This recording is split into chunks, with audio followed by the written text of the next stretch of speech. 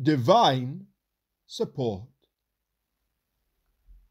Thou art the blessed God, happy in thyself, source of happiness in thy creatures, my maker, benefactor, proprietor, upholder. Thou hast produced and sustained me, supported and indulged me, saved and kept me. Thou art in every situation able to meet my needs and miseries.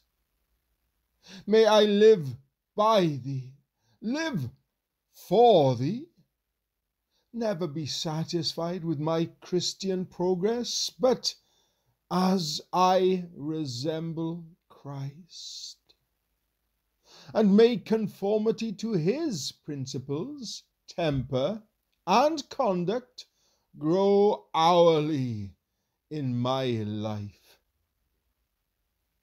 Let thy unexampled love constrain me into holy obedience, and render my duty my delight.